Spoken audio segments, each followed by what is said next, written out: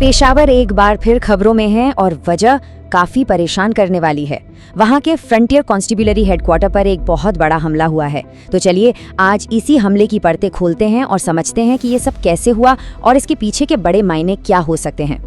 तो आज हम क्या क्या देखने वाले हैं? सबसे पहले हम सीधे हमले की बात करेंगे, फिर ये देखेंगे कि ये हमला कितना सुनियोजित था और उसके बाद शहर में क्या माहौल बना।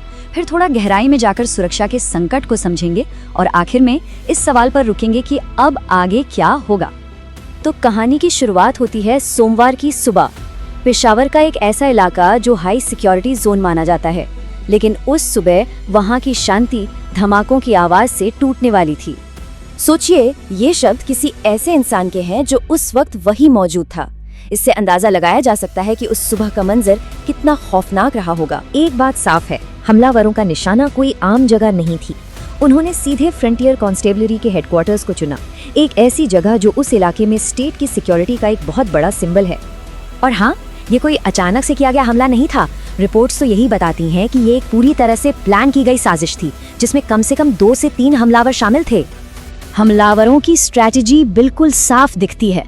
पहले मेन गेट पर धमाका करके खलबली मचाओ, फिर उस अफरा तफरी का फायदा उठाकर अंदर घुसने की कोशिश करो और फिर अंदर एक और धमाका करो। इसका मकसद साफ था, ज्यादा से ज्यादा नुकसान पहुंचाना और सुरक्षा घेरे को पूरी तरह से तोड़ देना। इस हमले का असर कुछ ही मिनटों में पूरे पेशावर शहर पर दिखने लगा था। हमले के बाद का मंजर, शहर में हर तरफ एक अजीब सी दहशत थी। दुकानें बंद हो गईं, सड़कें सूनी पड़ गईं, अस्पतालों में घायलों की भीड़ लग गई और सुरक्षा बल पूरे इलाके को अपने कब्जे में लेने की कोशिश कर रहे थे। खैर, सरकार की तरफ से भी तुरंत बयान आया। नेताओं ने साफ कहा कि ऐसे कायरतापूर्ण हमलों से देश के सुरक्षा बलों का मनोबल टूटने वाला नहीं है।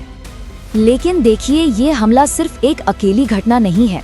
इसे समझने के लिए हमें पूरी तस्वीर को देखना होगा। चलिए देखते हैं कि ये हमला इस पूरे क्षेत्र के सिक्योरिटी से जुड़े बड़े सवालों से कैसे जुड़ता है।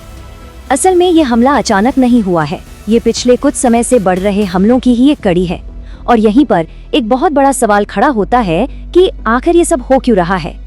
रिपोर्ट्स कई वजहों की तरफ इशारा कर रही हैं। एक तो ये कि पूरे इलाके में सिक्योरिटी की हालत बिगड़ रही है, खासकर अफगानिस्तान से लगी सीमा पर।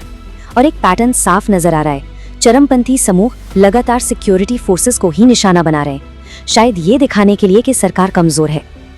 अब इस संकट को देखने के 2 अलग अलग नजरिए सामने आ रहे हैं।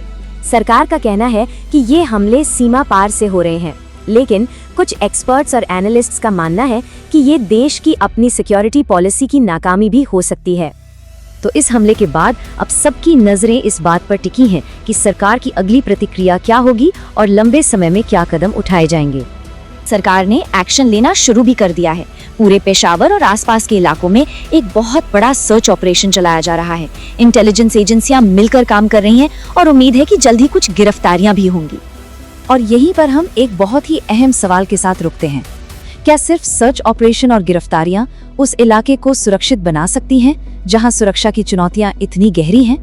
ये सवाल पाकिस्तान की स्थिरता के लिए एक बड़ी परीक्षा है।